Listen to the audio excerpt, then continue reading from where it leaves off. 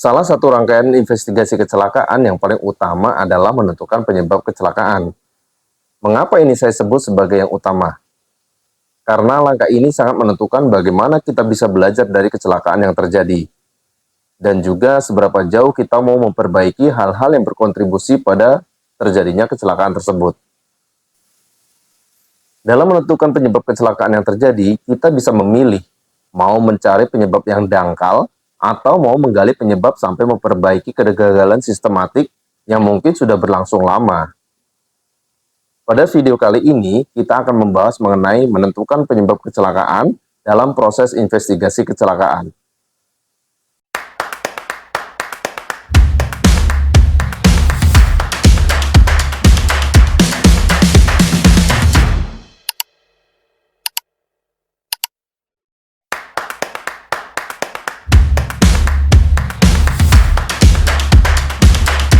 Selamat datang di Tanya Safety. Assalamualaikum warahmatullahi wabarakatuh. Semangat pagi. Halo semuanya, terima kasih sudah berkunjung di Tanya Safety. Saya Darmawan Saputra dari Tanya Safety, channel yang membahas mengenai tips, storytelling, dan juga berbagi pengalaman terkait dengan keselamatan dan kesehatan kerja. Semoga channel ini bisa menambah wawasan dan juga memberikan keberkahan bagi kita semuanya. Pada video sebelumnya, sudah disampaikan bahwa ada sekitar 14 metode dalam melakukan pemeriksaan kecelakaan yang bisa digunakan sesuai dengan kebutuhan dan juga disesuaikan dengan kecelakaan yang terjadi. Namun pada video kali ini, Tanya Safety akan membahas mengenai bagaimana menentukan penyebab kecelakaan dengan pendekatan model teori domino. Kecelakaan kerja menjadi indikator berhasil atau tidaknya penerapan keselamatan dan kesehatan kerja di tempat kerja, yang disebut sebagai indikator akhir atau lagging indikator dari penerapan kaidah keselamatan dan kesehatan kerja. Sedangkan untuk indikator awal atau indikator proses atau sering disebut dengan leading indikator itu adalah program-program K3.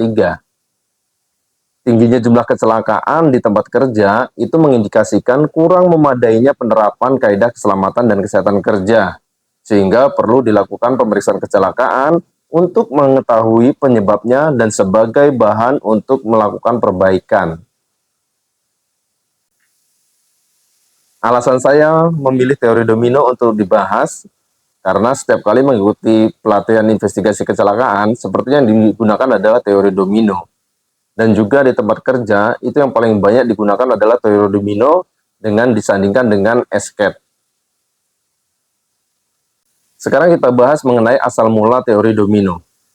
Pada tahun 1931, Heinrich mengemukakan teori penyebab kecelakaan yang diberi nama teori domino, yang diperolehnya dari menganalisa data pengajuan asuransi dari kecelakaan. Pada teori ini, Heinrich mengemukakan bahwa pada setiap kecelakaan yang mengakibatkan cedera itu terdapat 5 faktor yang secara berurutan, yang digambarkan sebagai 5 domino yang berdiri sejajar.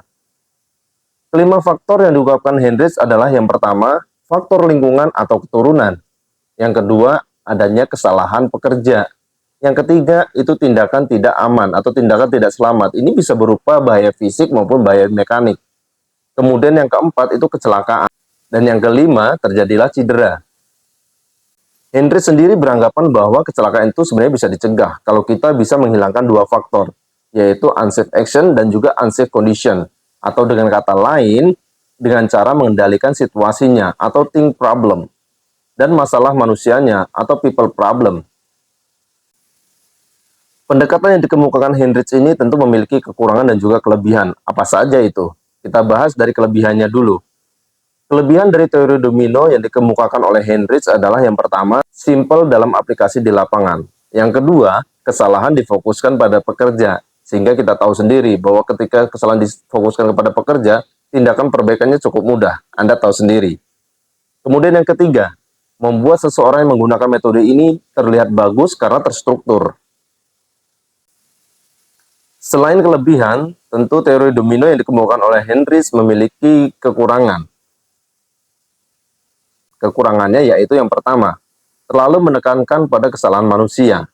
Yang kedua, tidak memperhitungkan kegagalan dari manajemen. Yang ketiga, hanya merupakan pendekatan single. Padahal kita tahu, setiap ada terjadi kecelakaan, sangat jarang sekali hanya disebabkan oleh satu faktor. Singkat cerita, pada tahun 1985, Frank Bird memodifikasi teori domino yang dikemukakan oleh Heinrich karena dianggap belum mengungkapkan sumber mendasar yang menyebabkan kecelakaan terjadi. Lahirnya teori domino Frank Bird itu hasil memodifikasi teori domino dari Heinrich. Secara umum, keduanya sama, hanya saja fokus dari Frank Bird adalah mengungkapkan adanya kecelakaan itu terjadi karena kegagalan manajemen ataupun kegagalan sistematik. Teori domino yang dikemukakan oleh Frank Bird menyatakan bahwa kecelakaan itu terjadi karena faktor yang saling berkaitan, yang terdiri dari lemahnya kontrol, penyebab dasar, penyebab langsung, kemudian terjadi kecelakaan, dan menimbulkan kerugian. Kita bahas satu persatu. Domino pertama adalah lemahnya kontrol. Ini dikaitkan dengan aspek pengawasan atau aspek manajemen. Domino pertama, lemahnya kontrol ini terdiri dari program tidak memadai. Ini bisa berupa program kerjanya terlalu sedikit atau program kerjanya bukan dari hasil analisa. Yang kedua, standar program tidak memadai. Standar yang ada itu tidak spesifik, ataupun kurang jelas, atau tidak cukup tinggi. Misalnya, ada tindakan atau kondisi yang tidak aman yang ditemukan oleh pekerja, tidak segera ditindaklanjuti. Yang ketiga, kepatuhan terhadap standar. Standarnya ada, tapi tidak dijadikan acuan kerja. Sekarang kita bahas domino kedua, yaitu penyebab dasar, atau sering disebut dengan basic cause. Penyebab dasar sendiri terdiri dari faktor pribadi dan juga faktor pekerjaan. Apa saja faktor pribadi? Yang pertama, kemampuan fisik atau fisiologis. Yang kedua, kemampuan mental. Yang ketiga, tekanan atau stres fisik. Yang keempat, itu stres psikis. Selanjutnya bisa jadi pengetahuannya rendah. Yang selanjutnya keterampilannya bisa jadi rendah. Yang berikutnya adalah motivasi yang kurang.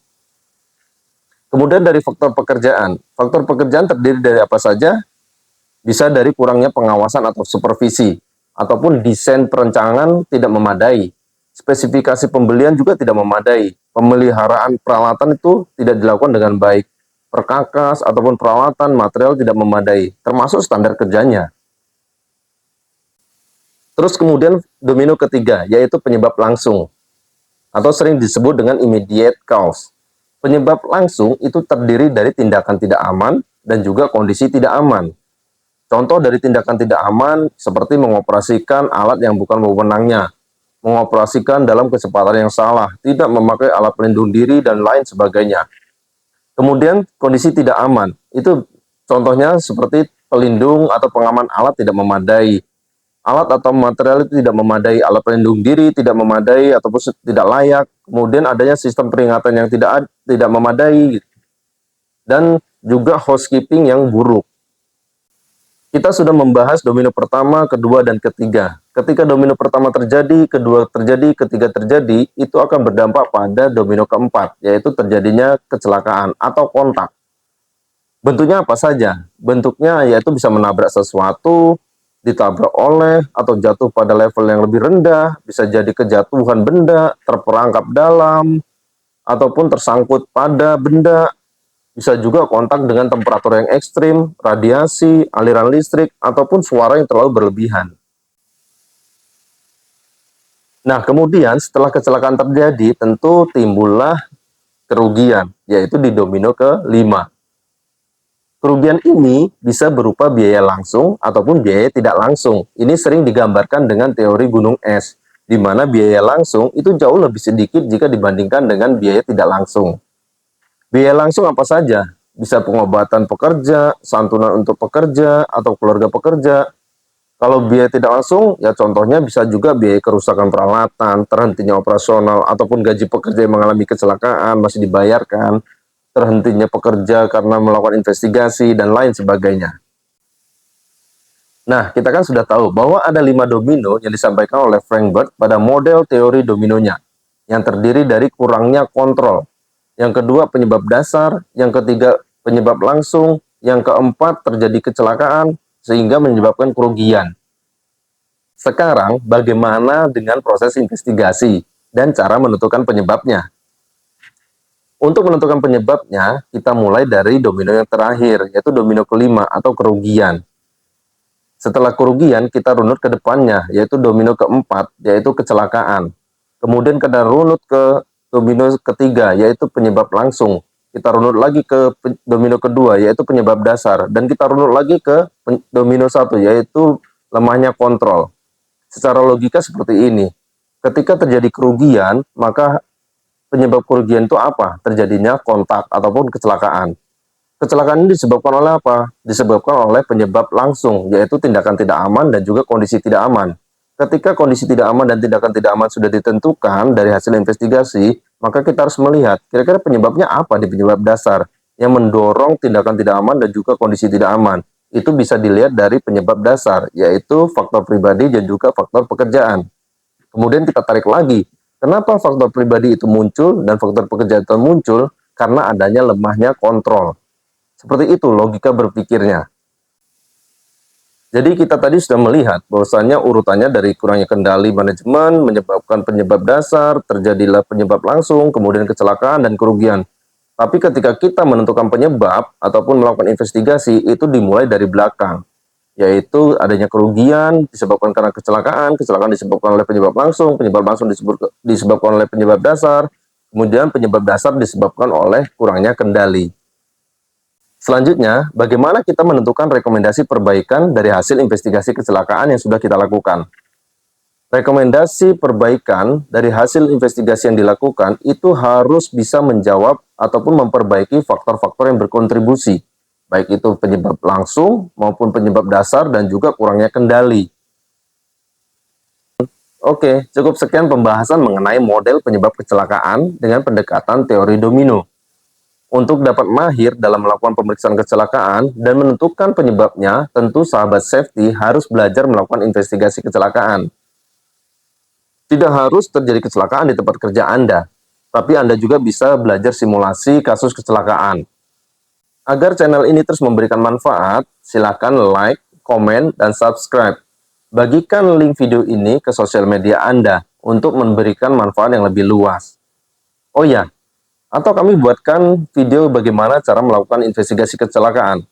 Dari mulai mengumpulkan data, terus bagaimana mengajukan pertanyaan, dan tentunya menentukan penyebab, setelah itu menentukan rekomendasi dari hasil investigasi kecelakaan. Kalau sahabat safety setuju, silakan komen ya. Coba aja kita apakan dulu, tanya safety.